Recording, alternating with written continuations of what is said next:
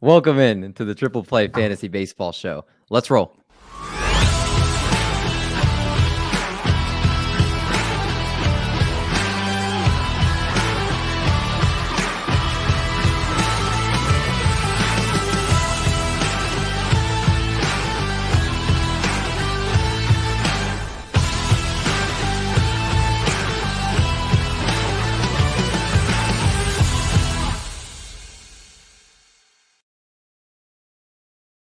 What's going on, everybody? Welcome into the podcast. Welcome back to another episode of the Triple Play Fantasy Baseball Show, a proud member of Fantasy Points and the Fantasy Points Media Group.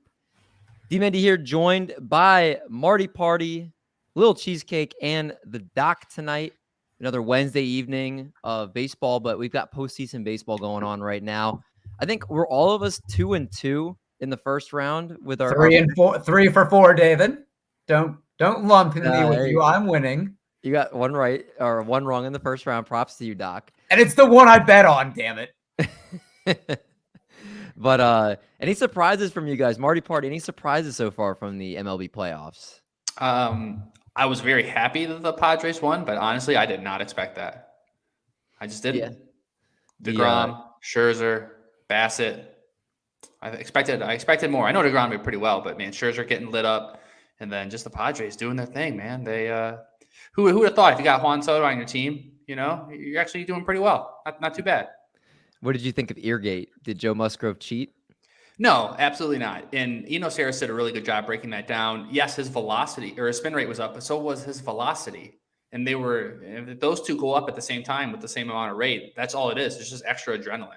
It's not like his spin rate was through the roof and he was throwing just as fast as he usually does. So those things go hand in hand.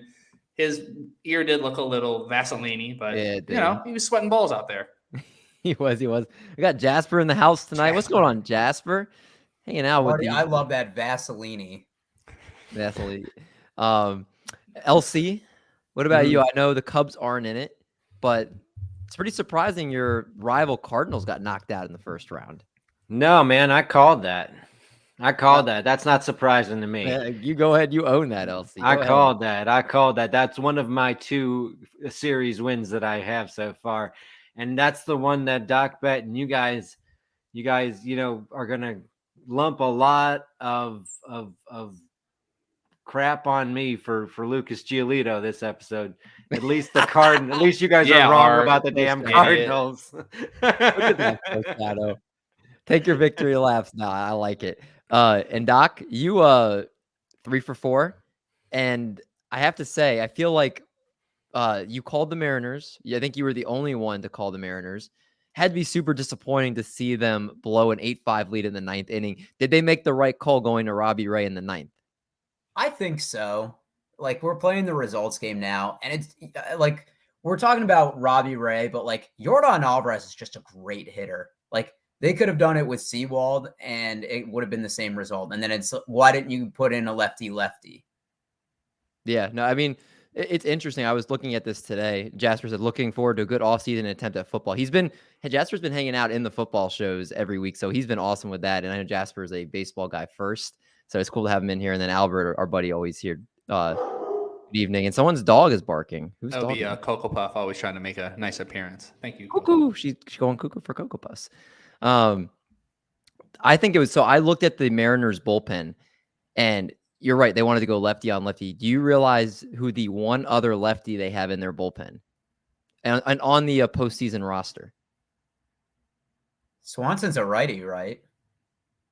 I don't even know if Swanson's on the team. I can tell you who it is, though. It is Matthew Boyd. Oh, He's the only other lefty they have on the team. Not just a reliever, like a starter as well. Like, there is only one other lefty than Robbie Ray, and that's Matthew Boyd. So that is why he put Robbie Ray in the 9th, because he was the only other lefty he had to face lefty and Yordan Alvarez. So I guess that's kind of paints a picture to why that was the case, but it was very interesting. I'd rather lose with Robbie Ray than win with Matthew Boyd. I agree. Turner Schwartz in the house. David, you helped me get a championship this year, bro. Hey, man, let's go. Championship, man. I wish I had my music up. I'd play you a champion song here. But that's all your hard work, man. I'm glad that you secured a title this year. and hopefully we can run it back again next season. But we are going to be looking back at this year and how it went for us. We've got our hits and misses show. So I took the time to put together a nice little graphic of just to remind the two on the right side of the screen, a player that they might have liked this year, Lucas Giolito, and having him taken over Sandy Alcantara. It's one of the best running jokes so far this season on the show. This has come up in multiple shows, so it's all of a good time. But we're going to definitely go because we all hit on some guys and we all missed on some guys. I think it's important to start positive. I think you put your best foot forward. So let's be positive first. Let's kick things off with Marty Party. Give us a player that you hit on this season and just a little bit of your process. Yeah. So do you want to start? Are we starting with pitchers or hitters? Let's go with the hitters first. All right. So Mr. CJ Cron. So I loved what I saw from him, you know, in his Angels days. We knew he can hit the ball incredibly hard. And going into Colorado, you know, and that park, I just knew something great was going to happen for the guy. So he ended up with 29 homers, 102 RBIs with a 257 batting average. I know I was talking to Doc in the offseason. He was worried about, you know, how many games he could play, and he stayed relatively healthy throughout the entire season. So he finished as the 71st player overall in 5x5 category leagues, according to Yahoo's algorithm. The 12th first baseman off the board, and I got him as the 15th. So yeah, CJ did absolutely incredible. He's obviously slowed down a little bit at the end of the season, but for where I got him, hitting 29 bombs, batting 257, again, the 102 RBIs is absolutely beautiful. I'm very happy with that. Yeah, he kind of, I know some people liked him as kind of as a later value first baseman. He did slow down a little bit as the season went on, but the cumulative statistics you can really see what he did in Colorado. And he's somebody that if you kind of slept on the position, you grabbed him late, you were definitely happy at the results. So good call there from Marty Party. Are we doing two at once or just one? How many hitters you got? Well, I just want Hunter Renfro. Go ahead. Yeah, go talk about Hunter Renfro. I was touting Hunter Renfro all throughout the offseason. And I mean, what he did in Boston, everyone just kind of forgot about him. And going over to Milwaukee in that park, you know, really good things were going to happen. He had 29 home runs as well, batted 255 with 72 RBIs. Sneaky good power there. Yeah, Hunter Renfro, a home run. Obviously, you knew you were going to get the home runs. He got a lot of playing time, and definitely in roto leagues, if you needed that later power, he provided it and then some. So good call there as well. Little cheesecake. We make fun of you on the misses, but let's talk about some hits and let's talk about some bats that you were big on that you succeeded regardless of position. One guy who I'm really proud of is I was pushing Dansby Swanson at his draft price. I thought that was a fantastic value. I did not expect him to put in the fantastic season he did, but I did think that his draft price was very good for what I expected he was going to give us. Also, I mean, I also was high on Semien, so I felt like shortstops I was pretty good. So that was two guys who I thought were really good picks at their draft price. And then I also thought I did pretty good on late first baseman.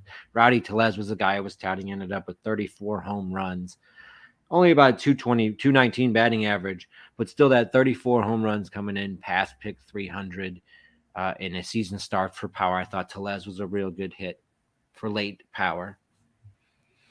Tellez, I think, was one of the better calls because I know not people talked about him. And that was someone I always associated with you because I know you've talked about him multiple times across different shows. So he was somebody that really filled in nicely.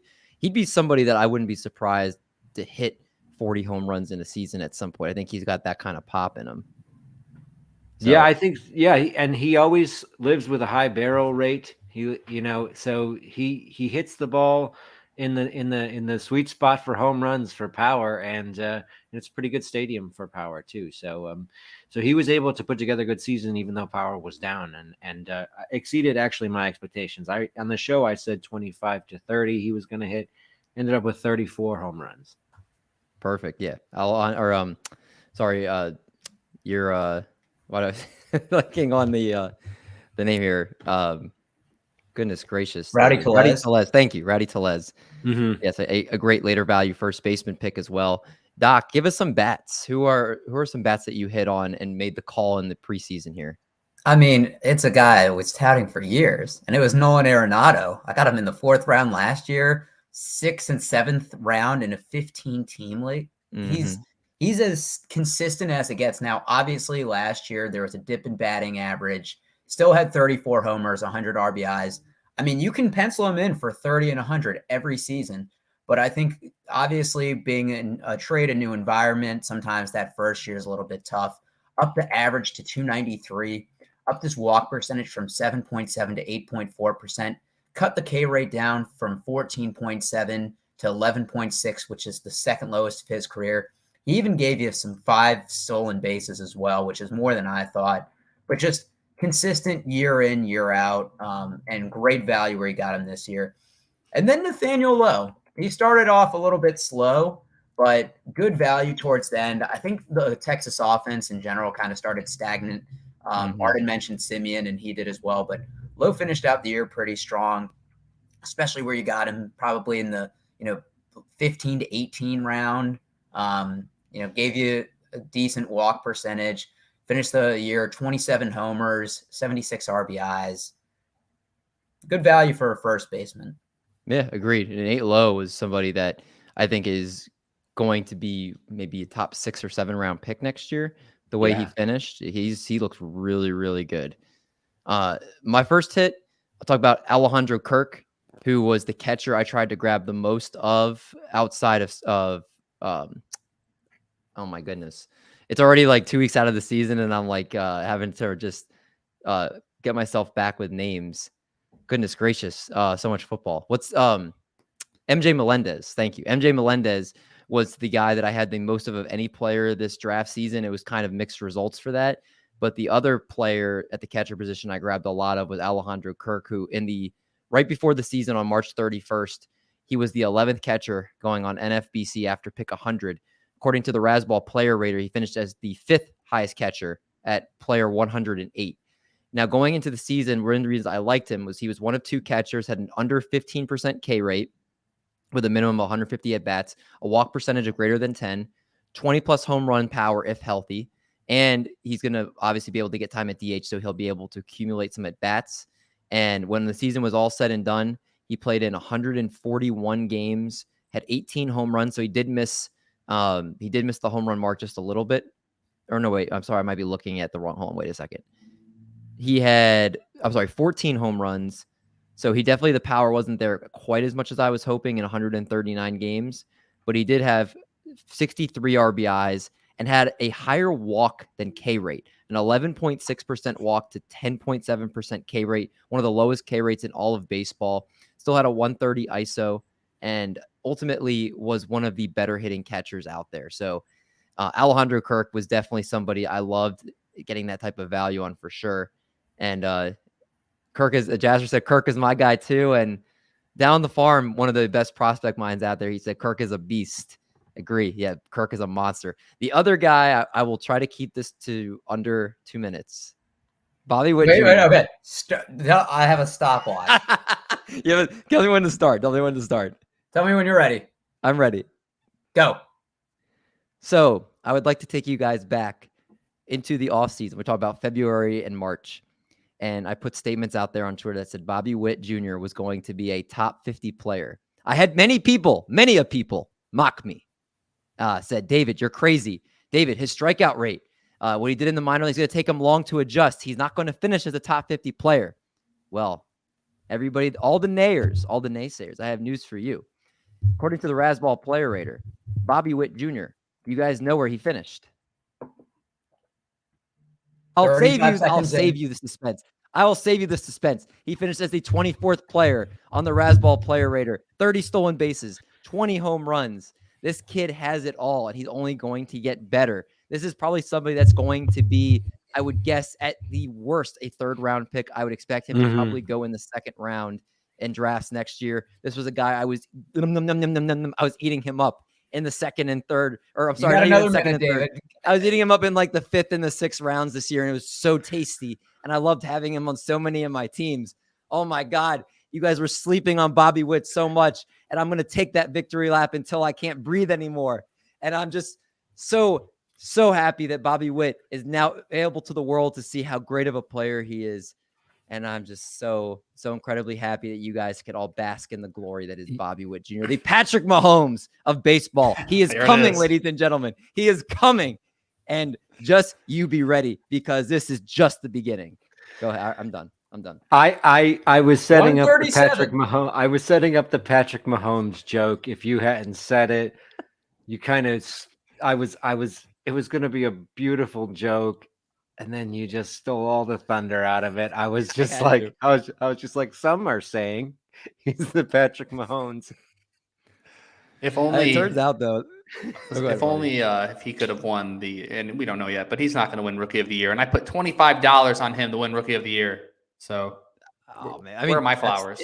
That's why kind of funny. Julio Rodriguez, Martin. Julio Rodriguez is becoming the Patrick Mahomes of the NFL or the Major League Baseball of the postseason. Yeah, I mean he's like the newest like it guy for sure. Bobby Witt Jr. I think is getting overshadowed by that, but he shouldn't be like in a whole like separate tier. I think it's like right now Julio, Bobby Witt, like they should be closer than I think they're how they're being marketed right now by like fantasy baseball and all that type of stuff. So two great young players that I'm excited to watch. And Adley Rutschman finished out the year really well too. He's another guy that's not going to get love on this episode, but he really looked good and started settling in. Let's talk about some hit or misses and players we maybe didn't get right in that area. And let's start with you, Time Little Cheesecake. Who is a hitter or a couple hitters, if you have some, that you just missed the mark on? Sure. One of the hitters that I just missed the mark on was Tommy Edman this offseason.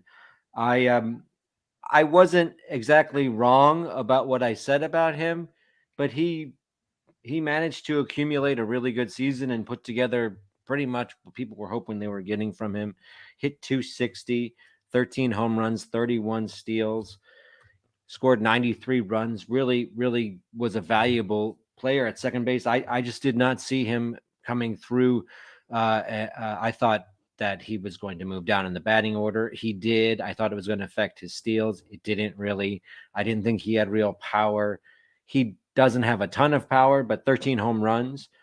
So he's not a rabbit, you know. So this was a guy I was just way off on. And I did not see that coming. I also was off of a few of Anthony Rizzo this year, and Rizzo. I will say this: I said on the show, if he sells out for power, then he'll have a second life in his career. So he was listening clearly, because that's what he did. He was listening. He heard me. My cry for help said, "Anthony, I love you. Sell out for power." And that's what he did. But I was off of him, and I was wrong. 32 home runs. Lawyer. There you go. Hey, do as I say, not as I do. In that respect, Rizzo listened to me, and he really put in a really strong season. 32 home runs, 152 runs plus RBIs. Yeah, Rizzo definitely. He kind of looks like he's going like the Joey Votto type of deal, selling out for power, going to lose some of the other stuff that made him the hitter he was before. Turner says, I traded Taylor Ward and Merrill Kelly for Luis Robert about a month into the season, and that ended up being a huge miss. I have to say, though, I think we all would have said smash that, I'm sure, at that time, too. So it's just one of those unfortunate things that didn't work out, but that's the right mindset, Turner. I think like those are the type of moves that usually work out better than not. And you still want a championship out of it. So definitely not too bad there. Sorry, I can't trade for Luis and Eloy Jimenez, known as the Day-to-Day brothers. Yeah, but I heard a rumor that they're not bringing back Jose Abreu, and they're going to move Andrew Vaughn to first, and they're going to let Eloy DH, which would be huge because he always gets hurt playing defense. So if he's not playing defense anymore, that's true. If I hear he's going to be the full-time DH, I will be drafting a lot of Eloy next year. That's true. Doc, talk about some misses. All right, so the biggest one that I have to take a huge L on is Whit Merrifield. And part of the process that I had behind this was he's an accumulator, hasn't missed a game in the last 3 seasons. So barring injury that you were going to get the counting stats with there. but he just didn't have it this year, whether it was power, whether it was batting average, whether it was stolen bases. I mean, he looked awful. Even getting traded to Toronto, he was platooning with Santiago Espinal, didn't lock into an everyday role. I mean, finished out the season, 11 homers, 58 RBI, 16 steals. So he salvaged it a little bit, but I mean, he was a second, third round pick. And so the process, I think, of going for a guy that's going to give you the most plate appearances, but maybe not the best stats, was a little bit misleading on my part. And then a couple of people I took an L on for injury wise. I took Chris Bryant, as the tea leaves had indicated that he was going to sign maybe with Colorado. And I know he only played a limited amount of time because of injury, but even then, his hard hit percentage, barrel percentage down from last year. That's not what you expected him coming out of Colorado. And especially with plantar fasciitis, you hope it's not something that lingers. And then just Anthony Rendon. I liked him at the draft price this year, but I don't think I can draft him anymore. I just can't stay healthy. Yeah, I mean, he came back at the very end of the season, but I think he's somebody that's going to keep people wary of drafting with how just injured he's been, along with a lot of other Angels players as well. And down the farm says with Jose leaving to go get Oscar Colas. That's right, yeah. One of the best young White Sox prospects. Do you think, I mean, I guess he probably will get some time next year, but I don't think he would start out the year, but he's somebody that could definitely be called up next year. We talked about him on the call, but I believe down the farm, I think we talked about that with you in that episode, if I'm not mistaken. But he's a great young player there in the Chicago White Sox organization. Two players, and I know I've definitely missed on some more. I'm just trying to going off of from what I remember. I was big on 3 bats in the beginning of draft: Pete Alonso and Yordan Alvarez and Teoscar Hernandez. And Teoscar Hernandez did not work out the way that we hoped he was going to. Finished the year with 25 home runs, 77 RBI, 6 steals. While that's not a bad season, that is not anywhere near what we were expecting for a guy the year before that had 32 home runs, 116 RBIs, and looked like a 296 batting average. This looked like the next big slugger. And he really didn't even, I believe he actually had a lot of accumulation over the last few games. I'm going back to his game log because I think he finished out the year to actually make it look a lot better than it did. I'm looking, let's see, home runs. So over his last, he had 3 home runs in his last 4 games. So, I mean, keep in mind that, I mean, that could have even been down to barely over 20 home runs. This is just a guy hugely disappointed in that stack lineup. And the other guy that I really missed out on, Ketel Marte, who I drafted in a lot of leagues. He's the guy that you always get tempted from that 2020 season. And it just seems like he just can't hit for power anymore. I don't know what it is. Because you look at his data and it looks like he should be a lot better than he is, but he's not. And this has been a lot more of a track record of him underwhelming than overwhelming. And I think I'm definitely taking a step back on trying to draft him next year, even in like points leagues where usually he's a little bit more valuable. I don't know what to do with Ketel Marte next year. He's definitely tricky. And Jasper says Montgomery. So Jordan, I'm assuming he means Jordan. I'm trying to think. Jordan Montgomery? Yeah, I mean, Joe Mon. We're talking about hitting. David Montgomery, Mike Montgomery, Alabama. Montgomery Wards, Montgomery Midwest. County, where David and I store. grew up. Now, I'm guessing it must be Jordan Montgomery as he's ready to talk about the pitchers we hit on. Jasper's ready to jump the gun here, so let's talk about some pitchers. Let's start with you, Doc. No. We got to go to Marty to hear his misses. Yeah, man, you got to hear my misses. Oh, I did miss Marty. Marty, tell us. No, yeah, that's your biggest miss. David is missing me on this segment. Yeah, so that's right. So we had to start off with Juan Soto. So I touted him as the best outfielder in the first 10 picks, or of the top 10 outfielder ranks. I mean, I took him fourth overall in Glarf. He had 27 home runs, so that's obviously not going to kill you. 93 runs, which is good. Only 62 RBIs, and he batted .242. So for a first-round pick, that's pretty brutal. So got to start off with Juan Soto. Number 2 is going to be Brian Hayes, who I touted all year. And not that I'm off for him for next year, but I'm gonna have to curb my expectations for him because he finished the good news with Cabrian. He's got you 20 stolen bases from the third base position. So you gotta love that. Everything else was pretty brutal though. 7 home runs, not even so he couldn't even get you the double digits. I was hoping he'd get at least 15. 55 runs and batting 244. So, and only 41 RBI. So Cabrian Hayes.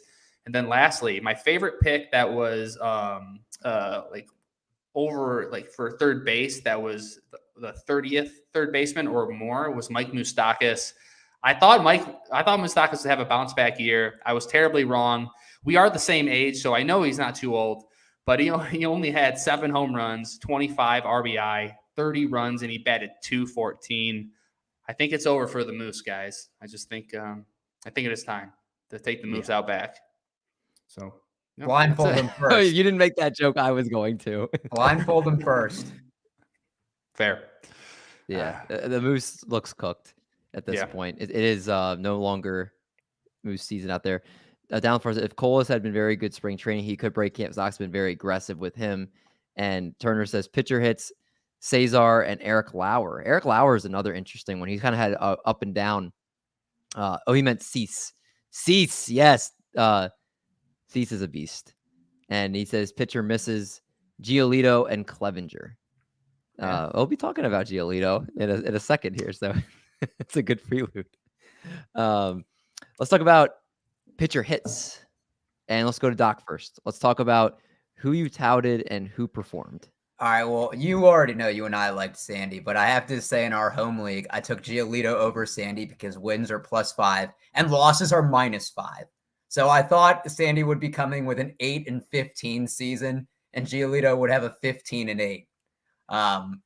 So that's I have to own up to that. But my 2 hits are for back-end Astros pitchers, and I was touting Jose Urquidy a lot, and at the beginning of the season, it did not look good. I was really worried. The command wasn't there. He wasn't getting a lot of swing and miss stuff, but he ended up really turning it around. Art scooped him up in our home league, but he threw 164.1 innings, which is by far a career high. Threw 107 last year. Really lowered his home runs per 9. Much better with his K percentage as well. Got a lot of wins. I think a little bit rocky to begin the season, but the Astros just have something with their pitching, kind of like Cleveland, where they're just really, really solid about it. But yeah, he was able to turn it around. I mean, 5.9 ERA the first month, but then 3.91, 3.68, 2.73, 3.13. So that's my first hit. And then the second one is Framber Valdez. I mean, talk about quality starts. And I just like the value where you got the Astros this year. I thought Verlander was getting drafted a little bit too high, so I guess that's kind of a miss. But he gave you, 26 consecutive quality starts? Something like that, yeah. Yeah, I was actually there the game that the Orioles ended it. But somebody that you just felt good day in, day out starting, finished as the SP10 overall, 17-6, 2.77 ERA, 194 Ks. Good season for Framber. Yeah, Framber very much could have been a Cy Young this year, if not for Shane McClanahan, Dylan Cease, Manoah, and Verlander all pitching really well. Like he kind of was below those guys, but could have been in the conversation with just how good he was this season. And then Turner says, outside the rough stretch in June, Lauer was so solid. Yeah, he really was. He was, what did he call it? His fastball. It was oh my God, he had a funny name for it. Like, I think it was the Zoom ball or something like that. But it was a cool name. Marty, talk to us about your pitcher hits. I most certainly will. And I'm always very honest with our listeners. And I'm going to be very honest. My pitching, this is the worst year of pitching that I've ever had. My offense was great. We did really well on offense. So I don't have too many hits here on pitchers. I'm going to be honest. I want to go last on misses on pitching because I just have an encyclopedia I can just go through very quickly. But the one I really hit on that did really well was Zach Gallen. So ADP of 153 going into the year. He finished the 21st player overall in Yahoo leagues, and he finished as the 6th best pitcher. And he was the 47th starting pitcher off the board. So, I mean, Gallen was absolutely incredible, and what I I was concerned about his innings, getting over 160, but he got all the way up to 184 with a 2.54 ERA. He had 192 strikeouts and a 0.91 WHIP. He's more of the Zach Allen who we thought going in 2019 and 2020. So he's fully back. And, Max Fried, but Fried went 24th overall pitcher, and he did well. That's it. I'll leave it at Gallen. I don't really have that many hits. I'm not going to lie, guys.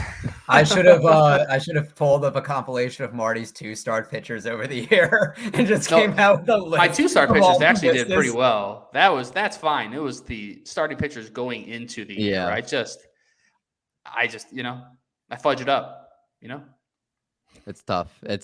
I mean, we have to make calls in the beginning of the season based off of what we saw last season, things we hear about in spring training, changes that are being worked on. So you're not going to always hit on guys, and some years you are better than not at certain positions. So I get it. Well, usually I love just overall looking into hitting more. That's just more of what I like to do. So this year, doing the 2-star pitching article, and Doc, you did an amazing job questioning me, going at me, because that made me even a better player. Honestly, it did, because I spent so much time looking at pitchers this year that for next year, I feel like I'm extremely ready for it. Where coming into last year, I was just and I'll go through my misses, but they were people you just Walker Buehler, because I was lazy with my pitching. I was I'll just invest in pitching early. That way I don't have to worry about it. But even if you do that, it's risky business, because the 3rd, 4th, 5th, 6th starting pitcher, next thing you know, you got Patrick Corbin on your team. And we all know what happened there. So, Patrick Corbus, that's for sure. Marty, I have the green light to critique your 2-star pitching next year. If I do 2-star pitchers, absolutely. Okay. All right. We're keeping the same segments, David. All right. Yeah, we'll keep just that one. Hold on. I didn't have to green light shit or stuff. I had to green light anything. That's so much passion behind him. Marty's gonna punch me when he sees me at F-Pass. Yes. This is for all the 2-star pitchers you made fun of me of. He'll give you a big punch. 7 months of aggression just came out in 1 second. I'm sorry for you driving in your car with your kids in the back. My apologies. That's right. A little cheesecake. Let's talk about some pitcher hits. Who did you call and nail this season? Turner's absolutely right. I was in on Lauer early. I was calling him as a nice late pickup. He ended up having a very good season. 11 wins, 3.69 ERA, 157 Ks. The whip wasn't amazing, but he was going near pick 300. So I thought that was an excellent value. Drew Rasmussen was another guy who I really liked coming into the season. I thought that Tampa Bay used him very well, and he flourished in his role as a starter towards the end of 2021. So I thought he was a good bet for the 2022 season. And he delivered. He ended up with throwing 146 innings pitched, 2.84 ERA, and a 1.04 whip. So Rasmussen was a real big hit for me, and I was very excited about that one as well. I also was touting you, Darvish, someone who had slipped in the sort of ace rankings. He was going around pick 90 to 100, close to pitcher 30, I think, or I can't exactly remember. And Darvish ended up being an absolute ace, 0.95 whip, 16 wins, 197 Ks and a 3.10 ERA. I was really excited about that. I thought that Darvish had a little bit of bad luck, and I also just counted on him having that good whip and the good Ks, and I thought that was a good bet. And if a little bit of luck went his way, then the season that he put in would be what happened. I thought he had a very good year, and I thought that at the very least you were getting a lot of Ks and a very good whip from him. So Darvish, Rasmussen, and Lauer were 3 guys who I really liked and was telling people to draft. Yeah, great calls there from LC. You've been a Darvish guy, I think, for a while. I feel like that's someone you've been on multiple seasons. So it definitely, when he's on, he's definitely somebody you got to make sure you have. The Rasmussen call, though, dude, that's incredible. I think that's amazing. Phil, if I'm not mistaken, I think that was Phil Dussault's guy this year too. And again, it's not like you'd listen to, because I think Phil Dussault didn't announce that until the season started. Mm-hmm. That was the pitcher. He got him on. He spent 80% of his fab on him. Yeah, that. He was that's the guy I wanted. this year. So like LC, you were already on it as well. I'll So say that's a maybe good the call. robot listened to Art. That's what it sounds Could like. be. Hey, Could you be. know, it's an ecosystem. Everyone's talking. Voices are all combined, so everyone gets smarter. That's why it's so hard all the time now. Everyone's giving good advice. Yeah. So is. Rizzo and Phil Dussault listen to you. Nice. The one pitcher I'll talk about that I hit on, because there were only really three pitchers I touted as guys I wanted to try to leave every draft with. I drafted a lot of Justin Verlander because early in draft season, like the potential bounce back he could show was so worth the price. Of course, I have a lot of Dylan Cease. I even drafted some Shane McClanahan, some Manoah here and there. So like those guys are like, everybody talks about those guys. But the one guy I really hit on that I talked about a lot that I didn't hear too many other places was Christian Javier. And same problems that he had the year before in terms of just gives up a ton of fly balls. He's a fly ball pitcher. And it already shows in his data. Had a 27% ground ball rate. Keep in mind the major league average is about 45%. It's the worst of his career. Fly ball rate 38.7%, the worst of his career. Major league average is around 23%. But when he keeps the ball in the ballpark, you had a guy that had 194 strikeouts and 148.2 innings pitched. So he almost gave you 150 innings this year of a 2.54 ERA. Started 25 games. And the K percentage of 33.2% was top 6% of all of baseball. The walk rate down to under 9%. And that was something that he worked on in the bullpen when he was converted last season, when the pitching coach, Brett Strom, worked on his pitching delivery and allowed him to be able to slow his pitching down and not just overthrow it. He allowed him to slow it down and be able to throw more strikes. And that really, I think, helped him get a lot more strikeouts this year. So Christian Javier, you know what he is. He's going to give up fly balls. That's going to be a bugaboo for him. But the strikeouts, the innings that I think he could potentially even now into next season take another leap in innings. Very good arm for that Houston Astros rotation. And it should be locked in for next year. Dude, I want to give you credit on this too. I don't know about Yahoo, but ESPN, he was relief pitcher, starting pitcher eligible. Mm-hmm. So someone that was giving you starter innings that you could put in the relief slot, which is valuable in its own sense. Yeah, a great points league player, like you said, for sure, in that reason. And Jasper says Baz in 2023. Yeah, he didn't have Tommy John, right? I'm thinking of somebody else. I thought he did. Let me see. Glass now came back from it. He had elbow issue, but he didn't have Tommy John. I thought Shane Baz might have had Tommy John surgery, so yeah, I didn't think he's pitching he's going to miss 2023. Yeah, that's going to be Jasper. That can be your miss for 2023 right now. Yeah, that's tough. Let's talk about the pitcher misses, and as promised, Marty will go last here. So we'll start off with a little cheesecake, and you can talk about your pitcher misses for us. Oh boy. Where do we start here? The first miss. I was all in on Freddie Peralta. Injuries derailed him, but he was not as effective as he had been. But it was mostly injuries, and that's something that he had shown a propensity for injury. So Peralta was someone I was touting, and he had slowed down the second half of 21. I said, forget about that. Draft him anyways. He's going to be amazing. He only threw 78 innings pitched this year. And, you probably missed his end of the season stuff if you drafted him because he was gone for so long. I also suggested that of the top aces that Bieber was one I was fading. I thought that was a big miss because I thought Bieber wasn't going to be nearly as good as he ended up being. He ended up with an ERA under 3, 198 Ks, 1.04 whip, and 13 wins. I really was into more of the younger pitchers. Bieber had lost some velocity, and he just put in another great season again.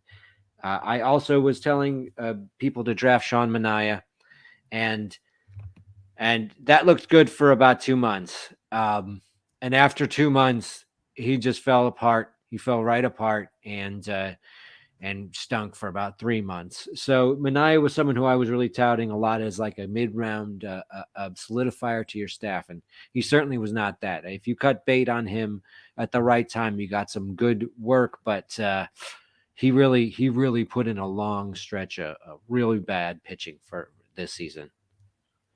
Yeah, I'm kind of surprised at Manaya too, because he wasn't one of my guys, but I thought he was going to do really well with the Padres. And it was shocking how quickly he unraveled. I don't think the Padres are even starting him in the postseason. They aren't. Yeah, like did he make the roster? I'm curious if he's not going to be a starter for them. And I mean, I guess he's a lefty, so that would be the only reason I think he would make it, because they give him a lefty out of the bullpen. But I mean, again, it wouldn't shock me if you told me he was left off the roster with how he pitched. So he ended the season well, though. Yeah, he's on the roster. He's one of 1, 2, 3. They only have 5 lefties on the whole squad, so he's probably coming out of the bullpen. More than Seattle, they're 2 lefties. All right, Doc. Pitching misses. So I'm gonna go 2. In the first, I missed on Shohei Ohtani, saying that I didn't think he'd be able to replicate, and that was more from the pitching perspective. Slight dip in hitting stats in terms of the power and RBIs. Now, also the Angels offense was extremely injured this season, so I'm not going to hold that against him. But I looked at Ohtani's pitching stats last year, and he threw 130.1 innings. And that was before that, he had thrown 53.1 in 2018 and 2020. So I thought there's absolutely no way that he can throw more without his arm giving out. Well, he threw 166 innings, so 36 more, and he lowered his ERA from 3.18 to 2.33. He lowered his WHIP from 1.09 to 1.01. I mean, he just looked like a much better pitcher this year, and that's something that I didn't expect for him to see, just in terms of durability and the numbers. So I'm willing to eat that loss. And then Clayton Kershaw as well. I try to fade pitchers when I think that we're going to see a regression in the amount that they're throwing, kind of inversely where I go for a hitter that stacks plate appearances. I'll avoid pitchers that I think won't give you innings. Kershaw threw 121 innings in 2021, 58 in 2020. So I thought that we were going to see a decrease. I thought we would see in the 100 to 110, but he upped it to 126.1. And he gave up 13 runs in his first 4 games. Remember, opening day throws the no-hitter through 7. They take him out. But looked rusty his next 3 starts, and I said, this is the beginning of the end for Kershaw. And what did he do? Finished the season with a 2.28 ERA. Just not doubting him anymore. Yeah, but you got to just wonder. He pitched tonight, 3 earned runs, 6 Ks. Well, that's playoff Kershaw. He's normal for that. I know. I mean, there's also rumors that he goes to Texas this offseason. He did hint that he's going to pitch another year. And you got to wonder with the Rangers, how he does in a different whole situation too. I think a lot of it's going to depend on draft price, right? Like seeing where he's roughly going and who's around him, who you're comfortable taking in that area, which I can't wait until we get into our drafts this offseason. We do some best balls and just see where people are going in ADP. That's going to be a ton of fun. I'm going to keep mine to 2 as well. If you heard me talk about Christian Javier, you heard me talk about 2 other pitchers that I was very much in on. First one, I touted him this year as like my Dylan Cease, who every year I'm going to try to pick one pitcher as my number 1 guy I'm trying to grab, and then, a couple other guys. And that was Tanner Houck. And I just love, he looked like the lefty Chris Sale, or I should say the righty Chris Sale. And I loved when he used his slider. I mean, his numbers with his slider were just absolutely incredible. He had a 2.97 ERA with under 75.2 innings and 94 strikeouts in those 75.2 innings. And it just seemed like he was the next big guy. He had a 30.5% strikeout rate, 11.35 strikeouts per 9. And he really worked on limiting walks at the end of last season. So you take it into this year and the walks started to catch up to him. He was averaging this year 3.3 walks per 9. That's a huge step up from his 2021. Almost, that's, I think, what is it, about a half a walk more per 9. Home runs per 9 went up. And he just didn't look like the same pitcher that I had the promise, the ground ball rate, everything just not what you wanted it to be from him. The ERA reflected, and it got to a point where he wasn't going long into games, and he got moved into the bullpen, and he ended up, for all the Tanner Houck I had, he ended up not being a bad piece because he ended up getting me saves in a year where tie-in closers pretty much for the most part were busts. He was giving me a lot of valuable saves, so it wasn't a completely wasted pick, but Houck looked like he was going to be able to build to be a 6 or 7 inning pitcher consistently, and he was not even getting most of the time outside 4 innings. So big miss from me. The one I'm more disappointed on that did not deliver, and I feel like he's going to be talked about a lot next year as well, as Aaron Ashby, who had his slider was the second best pitch in baseball, according to just batting averaged against. And he has the tools. He has the low ground ball rate. He has the high strikeout rate. He's got the velocity. He's got a team that knows how to develop good pitching, as we've seen it with Woodruff. We've seen it with Burns. We've seen it with Peralta. He was the next guy to do it. And he just completely flopped. Injuries obviously being a part of that. But at the end of the day, a 2-10 record, a 4.44 ERA, 19 games started, did have the 126 strikeouts and 107 innings pitched. But just overall, the 4.4 ERA was definitely a 3.75 xERA. So, he definitely, I think his numbers don't tell the whole story here. He's just was very, very frustrating because his numbers all still say he was a really good pitcher. I just don't know why it didn't all click this season. And he's going to be somebody next year that if the baseball industry starts buying in on him again, it's going to be hard to get him at a discount. He's going to be one of those guys that people are, I think, going to be like, who are some breakouts this year? And Aaron Ashby is going to be talked about. And if he starts getting helium, I don't know if I'll buy in as much as I did. Again, he'd be someone I have to make sure his cost stays low for me to take that investment, I think. All right. Marty Party, the floor is yours. I know you've got some pain. This is no longer bring out your dead, but I know you have pain. So go ahead and tell us your pitcher misses. Yeah, so I actually just pulled up my MySpace top 8, which was a great exercise, by the way. So shout out. I had Nolan Arenado on that. I forgot about that episode. That's actually perfect. Yeah. I should have looked at that episode. That's a good one to pull up. I had Shane Bieber on there, so I'm gonna start off with positive. So I had a Bieber, so that was one of my hits, just for the record. But yeah, let's get into the misses, baby. Everyone just sit back, relax, and enjoy the show. We got to start off with Justin Verlander. I said coming off the injury, considering his age, the Astros are going to limit him. And what did he do? He was basically the best pitcher in baseball. He's winning a Cy Young. He's doing everything that, as a Tigers fan, I watched him do for so long. But I didn't believe in him. And I told you, in our pitching preview, I actually told everybody to fade Justin Verlander. So I'm going to take that L off right off the bat. Got to do it. Walker Buehler, that's one of those ones where, it's injury. So did I really miss? I don't know. Anytime his velocity was down all year, he was struggling. And then, we found out that he was injured. Another person in my MySpace top 8, Charlie Morton. Charlie Morton was absolutely brutal. I think he finished with about a mid-4s ERA. And we saw him go with his spin rates look good, but it's just he is who he is at this point, coming off that, broken fibula, and he's just disappointed all year. Lucas Giolito, I don't have to go into it, but man, one of the, almost the worst pitcher in baseball. Tyler Mahle, absolutely brutal. I was big on him. Kyle Hendricks, just terrible. Then he got injured. Eduardo Rodriguez hurt me in every single way a pitcher could. And Ryu to finish it off. Those are all guys that I went out of my way to tout. This is why my pitching was so brutal all year. It's almost like if I said you were my pitching guy, you had a bad year. So I almost should be apologizing to them. It was a tough year. I'm glad we have these forums so I can get this all off my chest. And I think tonight I'm going to sleep a little bit better. I think just, a little bit of weight off my shoulders. But that's just a murderer's row of just horrible, horrible pitching all throughout the year. Kyle Hendricks, Eduardo Rodriguez, it's just.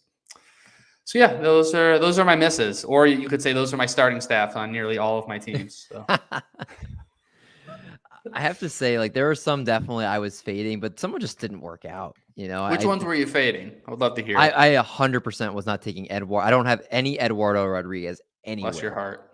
Yeah, I just felt like he was being a little overrated, and you're like the park. You knew about his marital problems, didn't you? Yeah, I had the inside scoop. You're plugged in. David's the cause of them. I don't know how you took Ryu. Send pictures to his wife. Well, Ryu would be my last pick. Like I took him in our triple players ball as like my 6th pitcher. So that's fair.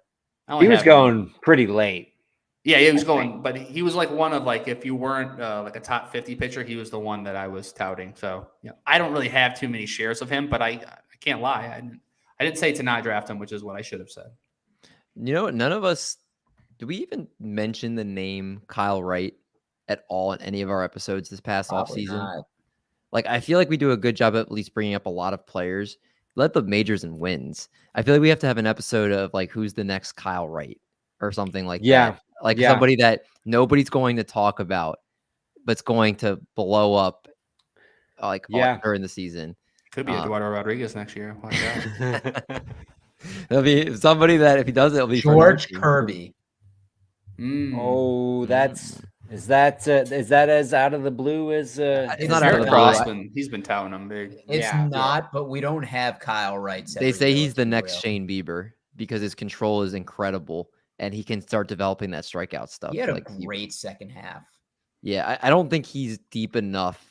I heard our buddy Frank Stanfield, I heard him talk about the other day. He did a draft and he went Kirby in like a 7th round, something like that, 7th, 8th round. So like he's definitely going early. What do you know? How many teams? 10 team, 12 team? I think he said it was. I want to say it was. It's probably a 12. It seems like probably. I can't remember. I mean, my guess.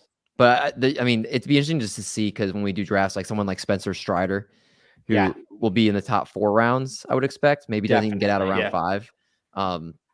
Like someone like him is going to shoot up. It's going to be very interesting to see where some of these guys settle into that were pretty much almost not drafted, not talked about, and now you're getting them in the first 5 rounds next year. It'll be fun. We'll dig it. Wright was an interesting case. You could have predicted him. You could have seen him coming if you had been looking at the right things. And if there was a this is a good comment here. Hayden Wesneski is next year's Kyle Wright. That's a name. After the Cubs, after the Cubs sign Aaron Judge, and we get Hayden Wesneski. Well, there it is. Kyle Wright. We're gonna be back in the playoffs next year. We're gonna come back 1 year and be like, who is that WPC? No, WPC. I want to make sure if Hayden Wesneski becomes the Kyle Wright, no matter what happens, even if we start looking into his numbers more and he starts going more like across the industry, I need to make sure that you get that recognition because I'm going to make sure this gets clipped on October 12th because that's the first time I've seen that. I've seen that name get thrown around in that context. So that's good. That's a good one. It's Hayden Wesneski. It's his burner account. There we go. And Jasper says Molly's going to turn it around. There we go. Thank you, Jasper. Hopefully. Yeah, Molly. I mean, Twins invested in him, gave up a lot of prospects. I held on to him that entire time he was hurt too, only for him to come back, pitch like 2 innings, and then go back on the IL. And he said Down on the Farm was talking about him a few weeks ago. Our guy Down on the Farm is they do a lot of good work there too. That'll be a whole episode. I think we could have fun and do who's the next, either Kyle Wright, Spencer Strider, whatever we decide to talk about a breakout that nobody will tout. Have to dig deep. That'd be cool. I think that's gonna be it. We're right about near the hour mark. Got through all our hits and misses, everything off our chest, and I think we all feel a lot better for that. So I feel better. That we can now, everything's relieved. We can now look ahead to a new season. It's gonna be fun digging into looking at stuff for next year, and we'll have a lot of fun episodes this off season. Not just reviewing stuff, but looking ahead. Division previews. We'll do position previews. We'll do fun, wacky, just unique stuff, triple play fantasy. We're not going to always do the cookie cutter type of content. Of course, anything you guys want the audience to know on the way out of here, we're going to obviously plug a lot of great stuff as the off season goes along here.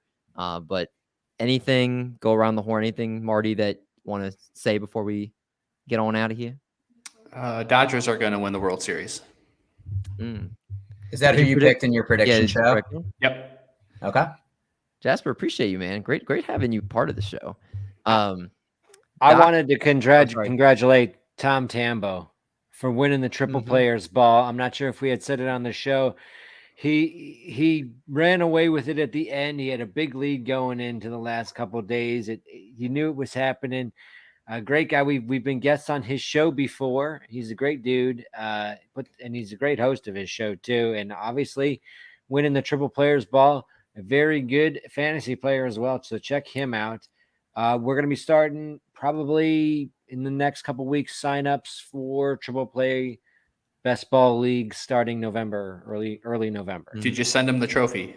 Everyone wants to know. We'll have to do that. I know we'll have to get his information, so we have to get that to get sent to him.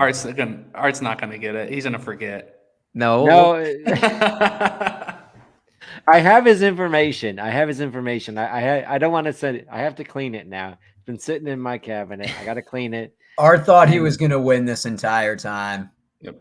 It wrenches me to send this out, but also I have to get a nameplate made to put on the trophy for my man, so that it can go out to him. Well, we have to make sure that because that's going to get passed year to year.